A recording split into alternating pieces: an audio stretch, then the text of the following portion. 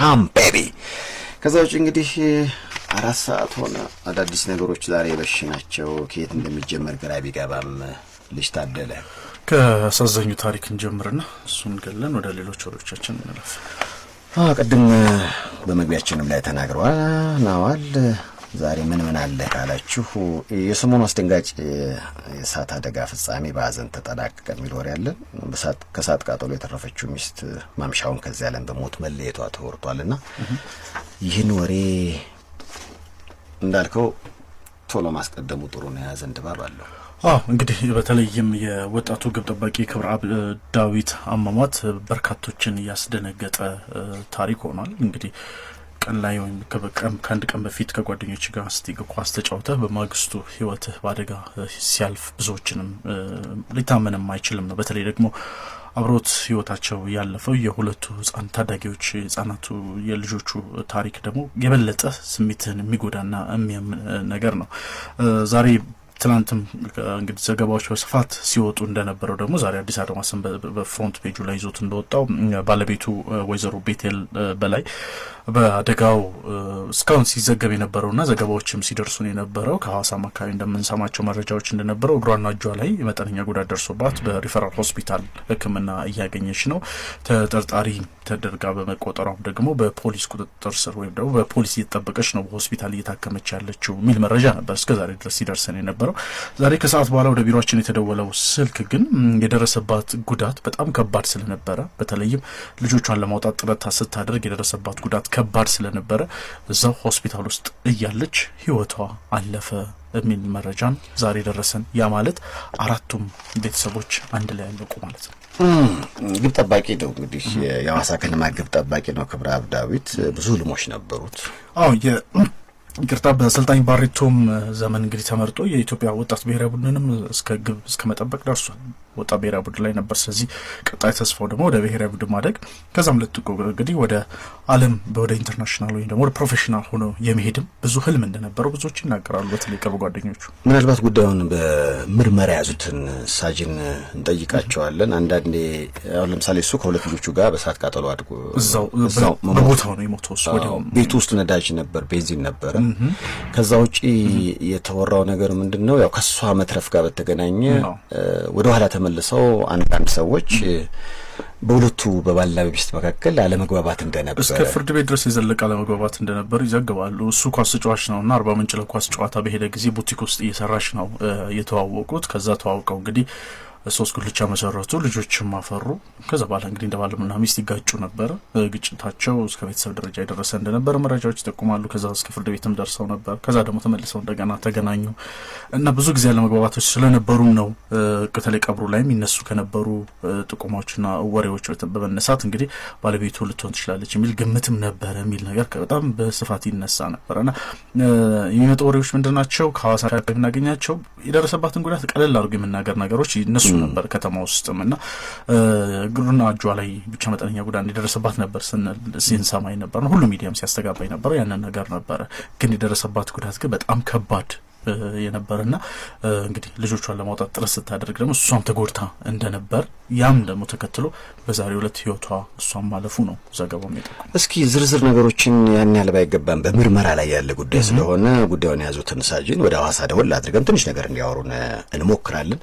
መጀመሪያ ግን መልእክቶች አሉ እያለ ነው ረደላ። ከመልእክቶች በኋላ ስንመለስ የኢትዮጵያ ወጣት ቡድን ግብ ጠባቂ ከሁለት ልጆቹ ጋር በተነሳ እሳት ቃጠሎ በቤቱ ውስጥ መሞቱ ታውቋል። ባለቤቱ ደግሞ ለዚህ ጉዳይ እንደው እንደመንስኤ ስትታይ ነበርና አሁን ማምሻውን እሷም መሞቷም ስለተነገረ ጉዳዩን የያዙት ሳጅን ምን ይላሉ? ከመልእክቶች በኋላ እናድምጣቸው።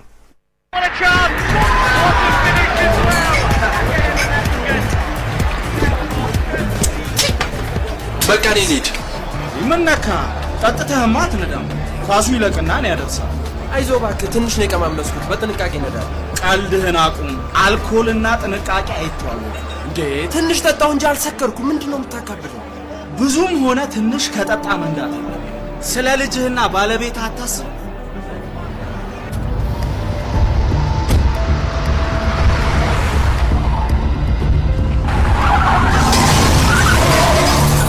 ጠጥቶ ማሽከርከር ሕይወትን እንዳልነበር ያደርጋል። ከጠጡ በፍጹም አያሽከርክሩ። የቃጠሎ ምክንያት ታውቋል አሁን ሳጅን? እሱ የሚጣራ ነው። ነገር ግን የፎረንሲክ ሄደዋል። ትላንትና ባለሙያው መጥቶ ወስዷል ከፌደራል ፖሊስ። ቤት ውስጥ ያለውን ነገር ወስደዋል። ዛሬ ላይ ሆኜ ግን ቤንዚል ቤት ውስጥ አለ ማለት ይከብዳል። የፎረንሲክ ውጤት መጠበቁ ግዴታ ስለሚሆን ማለት ነው። ስለዚህ ለግብ ጠባቂውም ለልጁም አሁን ለተነሳው እሳት ቃጠሎ ምክንያቱ ምን እንደሆነ አይታወቅም። በማጣሪያ ሂደት ላይ ነው ያለው። ሳጅን ግን እርስዎም መቼም ከተማ ውስጥ የሚወራው ኖሬ ሳይሰሙት አይቀሩምና እሷ ልትሆን ትችላለች ተጠርጣሪ የሚል ነገር መቼም እሱም ጆሮ ሳይደርስ አይቀርምና አሁን እንግዲህ እሷም ነፍስ በዚሁ አደጋ የሚያልፍ ከሆነ ምንድነው ሊሉ የሚችሉት ነገር አለዎት ከሙያው አንፃር? ያው ቤት ውስጥ እሳት ተነስቷል። መነሻውን በኋላ በማጣሪያ ሂደት የሚታወቅ ሆኖ ያው ቤት ውስጥ እሳት ተነሳ። ሁለት ልጆቹንና ባሏን ያው ሞቱ። እሷም ልጆቿን ምናልባት ያለበት ሁኔታ በኋላ የምናጣራው ነው። ግን እሷም ልጆቿን ለማድረስ የምታገለው ሁኔታ ላይ ተቃጥላለች። ሆስፒታል ገባች። ዛሬ 5ኛ ነው 4ኛ ቀን ላርፋለች። ነገር ግን ፖሊስ ምርመራ በኋላ የእሳቱ መነሻ ከፎረንሲክ ውጤት ጋር በማምረን ይሄ ነው መነሻው የእሳቱ መነሻ የሚል ወይ ሰው ሊሆን ይችላል። ምናልባት የእሷ መትረፍ ይሆን ሆን ብላ አድርጋው ነበር ወይም ደግሞ ልታደርገው ትችላለች የሚለውን ጥርጣሬ ያስነሳው መትረፏ ይሆን? አዎ አንደኛ መትረፏ ነው። ሁለተኛ እሱም ምንም አይነት ምልክት ሳይንፈራገጥ ምናምን እዛው መሞቱ ተሰነ የሚያጠራጥር ነገር አለ። ስለሚያጠራጥርም ነው ፖሊስ አጅበዋት ስትታከም ነበረው። ይሄ ነው ተጨባጭ የሚባል ነገር ባይኖርም ፖሊስ አጅበዋት ስትታከም ያው የፖሊስ ጥርጣሬ ነበረ።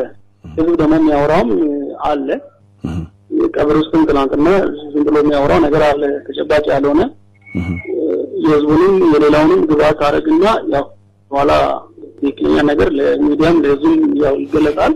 ግን አሁን ፋይሉ ይዘጋል ነው ተጠርጣሪዋ ከዚህ ዓለም በሞት ከተለየች ወይስ ፋይሉ ተንቀሳቅሶ የአሟሟቱ መንስኤ ተረጋግጦ ወደፊት ይፋ ይደረጋል? አይዘጋም። ፋይል ማይዘጋው ለምን መሰለህ? ምናልባት ሰው ካለም ያው ይጣራል። በኋላ በቆይታ ያው ከባድ ወንጀልም ስለሆነ ያው ዞሮ ዞሮ ከሷ ጋር 4 ሰው የሞተበት ጉዳይ ነው ጉዳዩና ያው ፋይሉ አይዘጋም። ከሷ ጀርባ ማን አለ ከሱ ጀርባ ማን አለ የሱ ጠላት የሆነ ሰው አለ ወይ የሷ ጠላት የሆነ ሰው አለ ወይ ምን ነገር እየተጣራ ምክንያት ነገር ከተገኘ ያው ይገለጻል። ምንም የማይገኝ ከሆነ በቆይታ ነው የሚዘጋውና ዛሬ ላይ ፋይል አይዘጋም። ከሷ ጀርባ ከሱ ጀርባ ማን አለ የሚለው ነገር ይጣራሉ። ደፍሎ የሚጣራ ነው የሚሆነው። ሳጅን አደጋው በዛው የእሳት ቃጠሎ በደረሰበት ሰዓት ሁሉም አንድ ላይ ቤት ውስጥ ነበሩ? አዎ። ቀን ነው ማታ ላይ ነበር ድርጊት እንትን የተፈጸመው? ሰዓቱ ማታ ነው። ሰዓቱ ማታ ነው ለሊት። ቤት ውስጥ ቤንዚን እንደነበረ የሁለቱ አለመግባባት እንዲህ አይነት ነገሮች ይመስለኛል ጥርጣሬውን ያጎላው። እነዚህ በሷና በሱ መካከል ያለ አለመግባባትም ሌሎች ቤንዚን ምናምን ካለ እርግጠኛ ሲኖር ነው ሚዲያ ላይም ሌሎች ላይም ትገልጸውና ዛሬ ላይ በጥርጣሬ እንዲህ ነው ማለት ይከብዳል። ግን እየተጣሩ ያሉ ጉዳዮች አሉ። እነዛ የመጣራት ስራዎቹ እንዳለቁ ግን ለሚዲያ የምክንያቱ ይሄ ነው ወደሚለው ነገር ውስጥ ይገባል ነው እያሉ ያሉት። ወደዛ መግባቱ አሁን ጠቃሚ አይደለም። ለምን ጊዜ አለው። የእሳቱ መነሻ ያው እኛውን ለእናንተ የምንሰጠው ምንድነው በአንድ ግለሰብ ተከራይቶ በሚኖርበት ክፍል ውስጥ በማይታወቅ ሁኔታ እሳት መነሳቱን ከሌሎች 7 ሰዓት ላይ ልጆቹና እሱ በሰዓቱ መሞታቸውን እሷ ደግሞ ሕክምና ላይ ያለች ዛሬ ማረፏን ግን የእሳቱ መነሻና ሌሎች ጉዳዮች የተጣሩ መሆኑን ብቻ። ሳጅን በቃ ከልብ አመሰግናለሁ። አዳዲስ ነገሮች ሲኖሩ እንደዚሁ እየደወልኩ አስቸግሮታለሁ። ከላይ እንዳደመጣችሁት ነው እንግዲህ የኢትዮጵያ ብሔራዊ ቡድን ግብ ጠባቂ ሐዋሳ ከነማው እንግዲህ ክብረአብ ዳዊት ሐዋሳ ላይ በተነሳ እሳት ቃጠሎ ከሁለት ልጆቹ ጋር መሞቱ ተከትሎ ዛሬ ደግሞ ተጠርጣሪ መሆኗን ባለቤቱ በፖሊስ የተመረመረች ነው የሚል ነገር ዘገባዎች ሲወጡ ነበር። ግን እሷም ዛሬ ማረፏን ሰምተናል ነው። እጅግ በጣም አሳዛኝና ልብ የሚነካ ታሪክ ነው። በጣም ሌሎችም ወሬዎች አሉ። ታዲያ አዲስን ካደመጣቸው እንግዲህ ተወዳጇ ተዋናይት አሜሪካን አትገቢም ተብላለች። ለአፍሪካን ኦስካር ላይ መገኘት ሳትችልም ቀርታለች። ፖሊስ ምርመራ በኋላ የእሳቱ መነሻ ከፎረንሲክ ውጤት ጋር በማምረን ይሄ ነው መነሻው የሳቱ መነሻ የሚል ወይ ሰው ሊሆን ይችላል። ምናልባት የእሷ መትረፍ ይሆን ሆን ብላ አድርጋው ነበር ወይም ደግሞ ልታደርገው ትችላለች የሚለውን ጥርጣሬ ያስነሳው መትረፏ ይሆን? አዎ አንደኛ መትረፏ ነው። ሁለተኛ እሱም ምንም አይነት ምልክት ሳይንፈራገጥ ምናምን እዛው መሞቱ ተሰነ የሚያጠራጥር ነገር አለ። ስለሚያጠራጥርም ነው ፖሊስ አጅበዋት ስትታከም ነበረው። ይሄ ነው ተጨባጭ የሚባል ነገር ባይኖርም ፖሊስ አጅበዋት ስትታከም ያው የፖሊስ ጥርጣሬ ነበረ። ህዝቡ ደግሞ የሚያወራውም አለ። ቀብር ውስጥም ትናንትና ዝም ብሎ የሚያወራው ነገር አለ ተጨባጭ ያልሆነ የህዝቡንም የሌላውንም ግብአት አረግና ያው ኋላ ትክክለኛ ነገር ለሚዲያም ለህዝቡም ያው ይገለጻል። ግን አሁን ፋይሉ ይዘጋል ያው ተጠርጣሪዋ ከዚህ ዓለም በሞት ከተለየች ወይስ ፋይሉ ተንቀሳቅሶ የሟሟቱ መንስኤ ተረጋግጦ ወደፊት ይፋ ይደረጋል? አይዘጋም። ፋይል ማይዘጋው ለምን መሰለህ? ምናልባት ሰው ካለም ያው ይጣራል። በኋላ በቆይታ ያው ከባድ ወንጀልም ስለሆነ ያው ዞሮ ዞሮ ከሷ ጋር አራት ሰው የሞተበት ጉዳይ ነው ጉዳዩና ያው ፋይሉ አይዘጋም። ከሷ ጀርባ ማን አለ ከሱ ጀርባ ማን አለ የሱ ጠላት የሆነ ሰው አለ ወይ የሷ ጠላት የሆነ ሰው አለ ወይ ምን ነገር እየተጣራ ምክንያ ነገር ካም ቤቢ። ከዛ ውጭ እንግዲህ 4 ሰዓት ሆነ። አዳዲስ ነገሮች ዛሬ በሽናቸው ከየት እንደሚጀመር ግራ ቢገባም ልጅ ታደለ ከአሳዛኙ ታሪክ እንጀምርና እሱን ገለን ወደ ሌሎች ወሬዎቻችን እንለፍ። ቅድም በመግቢያችንም ላይ ተናግረዋል ናዋል። ዛሬ ምን አለ ካላችሁ የሰሞኑ አስደንጋጭ የእሳት አደጋ ፍጻሜ በሀዘን ተጠናቀቀ የሚል ወሬ አለ። ከእሳት ቃጠሎ የተረፈችው ሚስት ማምሻውን ከዚህ ዓለም በሞት መለየቷ ተወርቷልና ይህን ወሬ እንዳልከው ቶሎ ማስቀደሙ ጥሩ ነው። የሀዘን ድባብ አለው።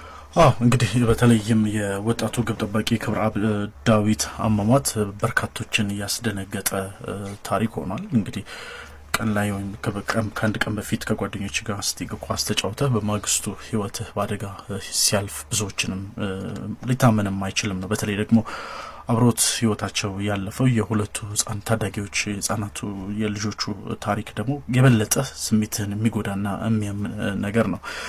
ዛሬ ትናንትም እንግዲህ ዘገባዎች በስፋት ሲወጡ እንደነበረው ደግሞ ዛሬ አዲስ አድማስን በፍሮንት ፔጁ ላይ ይዞት እንደወጣው ባለቤቱ ወይዘሮ ቤቴል በላይ በአደጋው እስካሁን ሲዘገብ የነበረውና ዘገባዎችም ሲደርሱን የነበረው ከሐዋሳም አካባቢ እንደምንሰማቸው መረጃዎች እንደነበረው እግሯና እጇ ላይ መጠነኛ ጉዳት ደርሶባት በሪፈራል ሆስፒታል ሕክምና እያገኘች ነው። ተጠርጣሪ ተደርጋ በመቆጠሯም ደግሞ በፖሊስ ቁጥጥር ስር ወይም ደግሞ በፖሊስ እየተጠበቀች ነው በሆስፒታል እየታከመች ያለችው የሚል መርሱ ከነበሩ ጥቁሞችና ወሬዎች በመነሳት እንግዲህ ባለቤቱ ልትሆን ትችላለች የሚል ግምትም ነበረ የሚል ነገር በጣም በስፋት ይነሳ ነበርና የሚመጡ ወሬዎች ምንድናቸው? ከሐዋሳ የምናገኛቸው የደረሰባትን ጉዳት ቀለል አድርጎ የመናገር ነገሮች ይነሱ ነበር ከተማ ውስጥም እና እግሩና እጇ ላይ ብቻ መጠነኛ ጉዳት እንደደረሰባት ነበር ሲንሰማኝ ነበር ነው ሁሉ ሚዲያም ሲያስተጋባኝ ነበር ያንን ነገር ነበረ። ግን የደረሰባት ጉዳት ግን በጣም ከባድ የነበረና እንግዲህ ልጆቿን ለማውጣት ጥረት ስታደርግ ደግሞ እሷም ተጎድታ እንደነበር ያም ደግሞ ተከትሎ በዛሬው ዕለት ህይወቷ እሷም ማለፉ ነው ዘገባው የሚጠቁመው። እስኪ ዝርዝር ነገሮችን ያን ያህል ባይገባም በምርመራ ላይ ያለ ጉዳይ ስለሆነ ጉዳዩን የያዙትን ሳጅን ወደ ሐዋሳ ደወል አድርገን ትንሽ ነገር እንዲያወሩን እንሞክራለን። መጀመሪያ ግን መልእክቶች አሉ እያለ ነው ረደላ። ከመልእክቶች በኋላ ስንመለስ የኢትዮጵያ ወጣት ቡድን ግብ ጠባቂ ከሁለት ልጆቹ ጋር በተነሳ እሳት ቃጠሎ በቤቱ ውስጥ መሞቱ ታውቋል። ባለቤቱ ደግሞ ለዚህ ጉዳይ እንደው እንደመንስኤ ስትታይ ነበርና አሁን ማምሻውን እሷም መሞቷም ስለተነገረ ጉዳዩን የያዙት ሳጅን ምን ይላሉ? ከመልእክቶች በኋላ እናድምጣቸው።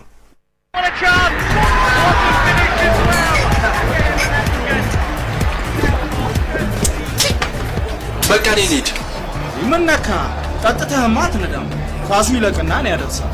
አይዞህ እባክህ ትንሽ ነው የቀማመስኩት። በጥንቃቄ ነዳል። ቀልድህን አቁም። አልኮልና ጥንቃቄ አይተዋወቅም እንዴ? ትንሽ ጠጣሁ እንጂ አልሰከርኩም። ምንድነው የምታካብደው? ብዙም ሆነ ትንሽ ከጠጣ መንዳት የለም። ስለ ልጅህና ባለቤት አታስብ።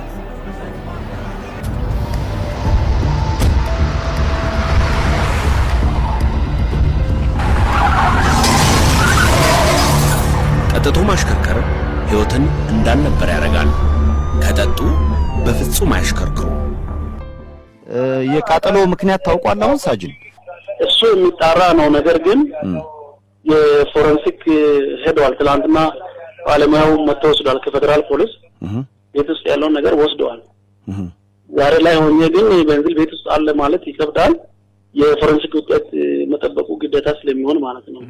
ስለዚህ ለግብ ጠባቂውም ለልጁም አሁን ለተነሳው እሳት ቃጠሎ ምክንያቱ ምን እንደሆነ አይታወቅም። በማጣሪያ ሂደት ላይ ነው ያለው።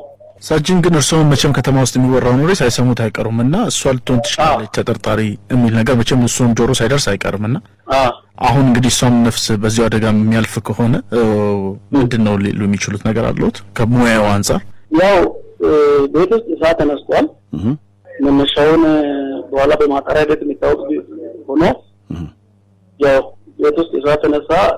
ሁለት ልጆቹንና ባሏን ያው ሞቱ። እሷም ልጆቿን ምናልባት ያለበት ሁኔታ በኋላ የምናጣራው ነው። ግን እሷም ልጆቿን ለማድረስ የምታገለው ሁኔታ ላይ ተቃጥላለች። ሆስፒታል ገባች። ዛሬ 5ኛው 4ኛ ቀን ላይ አርፋለች። ነገር ግን ረጃ ነበር እስከ ዛሬ ድረስ ሲደርሰን የነበረው። ዛሬ ከሰዓት በኋላ ወደ ቢሮአችን የተደወለው ስልክ ግን የደረሰባት ጉዳት በጣም ከባድ ስለነበረ በተለይም ልጆቿን ለማውጣት ጥረት ስታደርግ የደረሰባት ጉዳት ከባድ ስለነበረ እዛው ሆስፒታል ውስጥ እያለች ህይወቷ አለፈ የሚል መረጃን ዛሬ ደረሰን። ያ ማለት አራቱም ቤተሰቦች አንድ ላይ ያለቁ ማለት ነው። ግብ ጠባቂ ነው እንግዲህ የሐዋሳ ከነማ ግብ ጠባቂ ነው ክብረአብ ዳዊት። ብዙ ህልሞች ነበሩት። ይቅርታ በአሰልጣኝ ባሬቶም ዘመን እንግዲህ ተመርጦ የኢትዮጵያ ወጣት ብሔራዊ ቡድንንም እስከ መጠበቅ ደርሷል። ወጣት ብሔራዊ ቡድን ላይ ነበር። ስለዚህ ቀጣይ ተስፋው ደግሞ ወደ ብሔራዊ ቡድን ማደግ ከዛም ለጥቆ እንግዲህ ወደ ዓለም ወደ ኢንተርናሽናል ወይም ደግሞ ወደ ፕሮፌሽናል ሆኖ የመሄድም ብዙ ህልም እንደነበረው ብዙዎች ይናገራሉ። በተለይ ቅርብ ጓደኞቹ ምናልባት ጉዳዩን በምርመራ ያዙትን ሳጅን እንጠይቃቸዋለን። አንዳንዴ አሁን ለምሳሌ እሱ ከሁለት ልጆቹ ጋር በእሳት ቃጠሎ አድጎ እዛው በቦታው ነው የሞተው። እሱ ወዲያው ቤት ውስጥ ነዳጅ ነበር፣ ቤንዚን ነበረ። ከዛ ውጪ የተወራው ነገር ምንድነው? ያው ከሷ መትረፍ ጋር በተገናኘ ወደ ኋላ ተመልሰው አንዳንድ ሰዎች በሁለቱ በባልና በሚስት መካከል አለመግባባት እንደነበር እስከ ፍርድ ቤት ድረስ የዘለቀ አለመግባባት እንደነበር ይዘግባሉ። እሱ ኳስ ተጫዋች ነውና አርባ ምንጭ ለኳስ ጨዋታ በሄደ ጊዜ ቡቲክ ውስጥ እየሰራች ነው የተዋወቁት። ከዛ ተዋውቀው እንግዲህ 3 ጉልቻ መሰረቱ፣ ልጆችም አፈሩ። ከዛ በኋላ እንግዲህ እንደ ባልና ሚስት ይጋጩ ነበር። ግጭታቸው እስከ ቤተሰብ ደረጃ የደረሰ እንደነበር መረጃዎች ይጠቁማሉ። ከዛ እስከ ፍርድ ቤትም ደርሰው ነበር። ከዛ ደግሞ ተመልሰው እንደገና ተገናኙ እና ብዙ ጊዜ አለመግባባቶች ስለነበሩም ነው በተለይ ቀብሩ ላይ